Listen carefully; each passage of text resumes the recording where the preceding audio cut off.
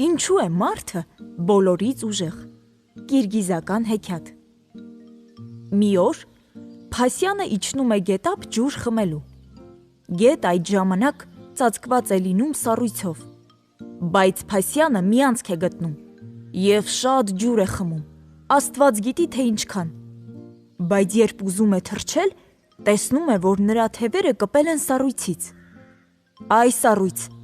էս ինչքան ուժեղ ես», ասում է Փասյանը։ «Չէ, այ Փասյան», պատասխանում է սառույցը, «անձրևը ինձանից ուժեղ է, երբ գալիս է, ես հալվում եմ»։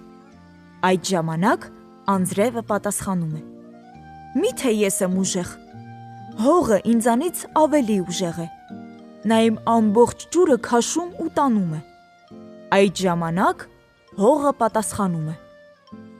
«Անտառն ինձանից ուժեղ է, արմատները նա խրում է իմ մեջ և ամբողջ ուժերս կլանում է»։ «Չէ, իմ ուժերը ինչ են», ասում է անտառը, «կրակը ինձանից ավելի ուժեղ է, հենց որ բոցերը տարածում է, միայն իմ այրված բներն են մնում»։ Կրակը լսում է այս խոսքերը և ասում. «Ես վախենում եմ քամուց, նա կարող է հանգցնել ինձ։ Ես կարող եմ ծառն արմատից հանել, հրդեհը հանգցնել», ասում է քամին, «դա ճիշտ է, բայց ինձ երբեք չի հաջողվել հաղթել փոքրիկ ցողունին, ինչ քամու ասես դիմանում է, խոտը ինձանից ուժեղ է»։ Սրան խոտը պատասխանում է. «Ես ինչ ուժ ունեմ, ահա ոչխարը կգա ու կուտի ինձ,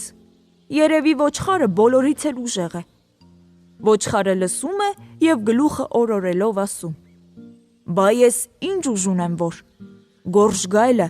հենց երևա թե չէ, մնաս բարով իմ դմակ, ինքներդ ասեք, գայլը բոլորից ուժեղ չէ միթե»։ Անսպասելի հայտնվում է գորշ գայլը։ «Դուք ոչինչ էլ չեք հասկանում», ասում է նա, «բոլորից ուժեղը մարդն է, նա կարող է և Փասյանին բռնել, և սառույցը հալեցնել, անձրևը նրա համար ինչ է որ,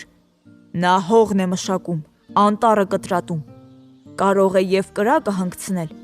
և քամուն ստիպել իր համար աշխատել, նաև կարող է խոտը հնձել, ոչխարին մորթել ու ուտել, էլ չեմ ասում, որ ինձ գայլիս կարող է սպանել»։ Այս խոսքերի վրա բոլորն էլ համաձայնում են. աշխարհում բոլորից ուժեղը մարդն է, որ կա։